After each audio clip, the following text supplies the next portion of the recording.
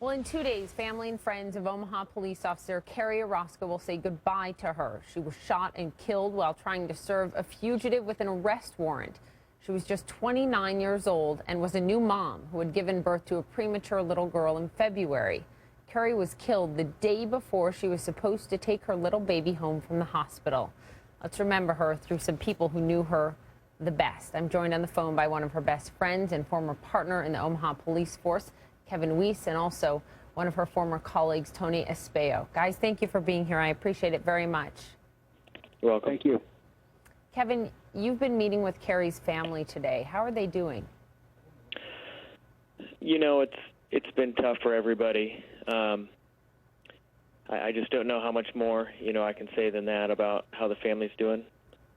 What about for you? How are you holding up? Her partner, her friend?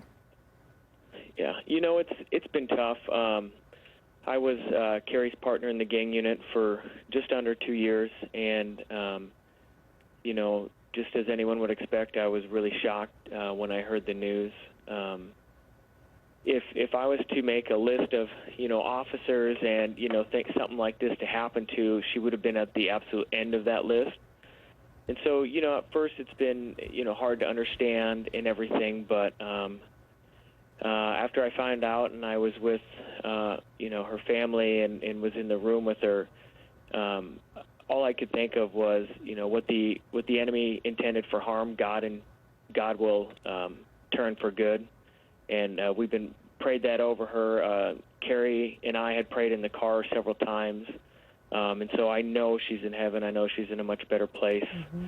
And, that brings me a lot of comfort knowing that. Tony, you started the police baseball force that Kerrie was a coach for. I'm interested in knowing what she was like off duty. That's the funny thing about Kerrie. She was the same off duty as she was on duty.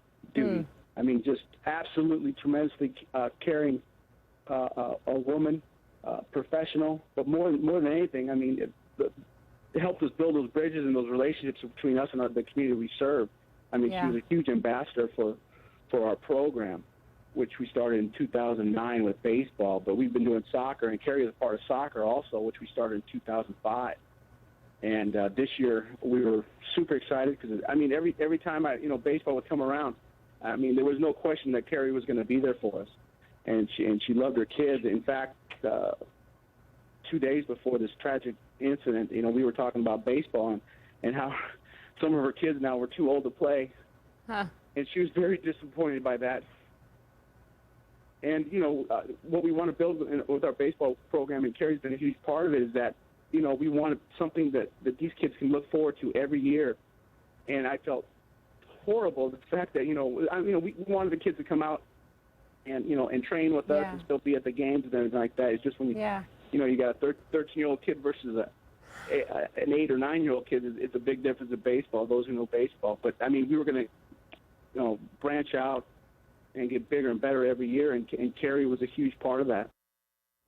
Well, Kevin Weiss and Tony Espejo, thank you both so much for joining us, especially during this difficult time. A fund has been set up to help support Kerrie's family and causes that are close to her heart. Just visit firstrespondersomaha.org/Kerrie's-causes if you want to help.